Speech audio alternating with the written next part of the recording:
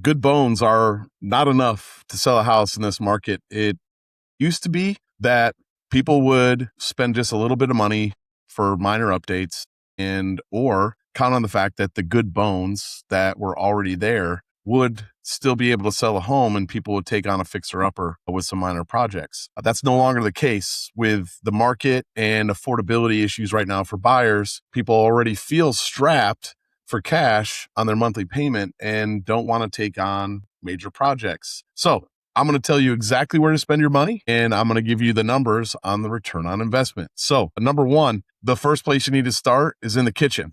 Okay. In the kitchen, statistics say that a minor refresh returns up to 113% return on investment. So this is the highest of any interior project. So this needs to be your priority. Backsplash, countertops, faucet, and then cabinet paint if needed. If you're looking to save a little bit of money, what I would do is I would suggest doing a remodel in the kitchen where you don't have to paint the cabinets. Match the cabinets to whatever backsplash that you're working with. Your cabinets may be a little bit out of date. Where you could add maybe something is the hardware that is on the cabinets. That can add up to be expensive as well and may save you having to tear down all the cabinets, sand them, redo them, repaint them. You're going to want to avoid that as much as you can if you're trying to get most bang for buck. So I would stick to backsplash, countertops, maybe a new faucet, cabinet paint if necessary.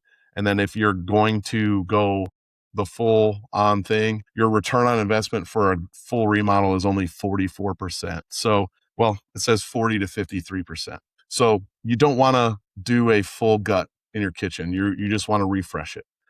Primary bathroom is the next place to spend your money. So this is number two. Talking about the shower enclosure, maybe a tub update, countertops around the sinks, faucets, fresh paint.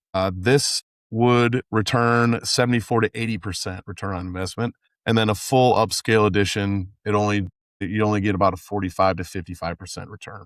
The next place to spend your money is in the primary bedroom and closet. So one of the deal breakers that we run into a lot happens to be the closet in the primary bedroom maybe being too small. If that's the case for you, there's not a lot you can do about that. So what you're going to need to do is do some kind of custom remodel where you do built-ins in the closet to try to maximize that space. That is the one saving grace that you can have if you are stuck with a small primary bedroom closet. With the primary bedroom, what you may want to do is you may add some crown molding, an accent wall. Stuff like that is going to make a big difference. Maybe some slight trim work in the bedroom on the walls. There's really not a lot you can do in the bedroom. Again, you're relying on the fact that the space needs to be at least big enough for a king size bed. That's pretty much what everybody's looking for. Worst case scenario, if you're in a starter home, a queen size bed.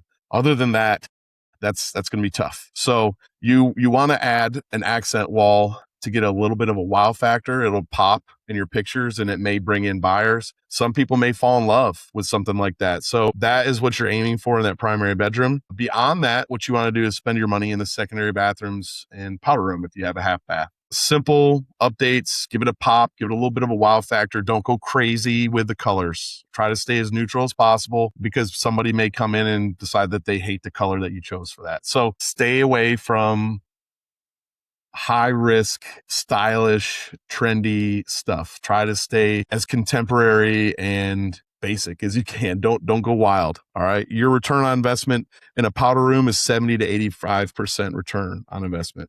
Low cost, high visual payoff is what you're aiming for. Now, here's where the problem is the infrastructure. So if you have, number one, a roof that is over 10 years and the closer it gets to 15, the more likely you're going to have to replace that roof. In the Houston area, there's storms all the time. There's a good chance that if you get a roofer out there to take a look at the house, that they may be able to have insurance cover it.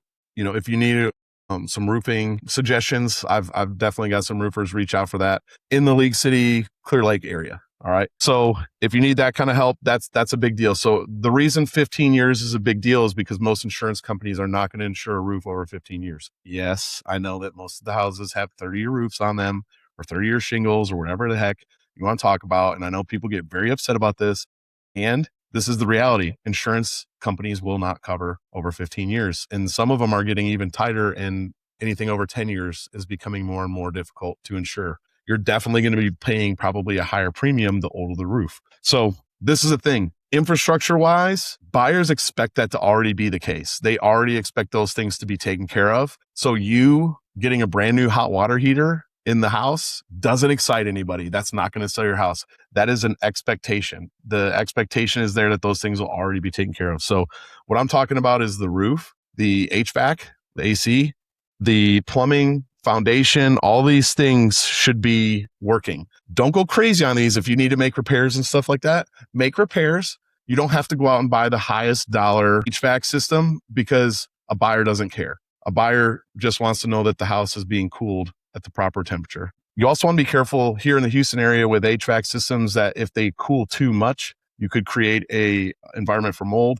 Again, just be careful and hire a professional HVAC company to take care of those things. They should be well-versed in what is required in order to make these things work. Anything over HVAC's over 10 years, that's when they start to also run into issues. Same with hot water heaters. I've even seen inspectors include, and I hate this when they do this, where they say that the age of the HVAC or the age of the hot water heater is nearing its end of life. So people automatically assume that those things need to be replaced. If you're under contract and in an inspection report and then the items are functioning, they're not broken or anything like that, sellers are not going to replace that. Buyers may ask for you to do that. I advise my sellers not to cave into that. At the same time, you still don't want to blow up the deal over something like that. So maybe what you can do is some seller concessions and stuff like that with the anticipation that those things are going to happen. I wouldn't go running around trying to replace this stuff. The thing is that if you are going to do these things, I would fully recommend a pre-listing inspection to make sure that you're aware of the things that are going to be flagged. And if you can, take care of these things before you list. This is no longer the market where you hope that people overlook things. You hope that people are going to be ignorant of it, or you hope that people overlook it. It's not going to happen. So you want to make sure that the infrastructure things are working. That is a bare minimum. That is an expectation at this point. And the reason why this is, like I'd mentioned previously, the issue is that there is a major squeeze right now for affordability, and buyers, whether it's real or assumed, believe that they can't take on a project house. They don't have the extra money beyond the monthly payment to be able to take on major projects. So no one right now, or very few, are taking on project houses anymore. It's no longer, Property Brothers or, Flip or Flop or whatever these HGTV shows are. This is not the popular thing right now. Buyers want a turnkey home. All right. So again, going into the data, I'm reading off my cheat sheet here. Turnkey homes sell 2.9% above expected. Renovation noted listings sell 2.2 above comps. And then homes sitting on the market right now are the homes that are banking on buyers looking past a dated kitchen. And that's 100% the case. Most buyers right now, the expectation is that the house that they see, the house that they're going to purchase is a turnkey home that the day that they close, they can move in and be very happy with the condition of the home and the aesthetics of the home. So you're going to want to make sure that those items are taken care of prior to putting it on the market.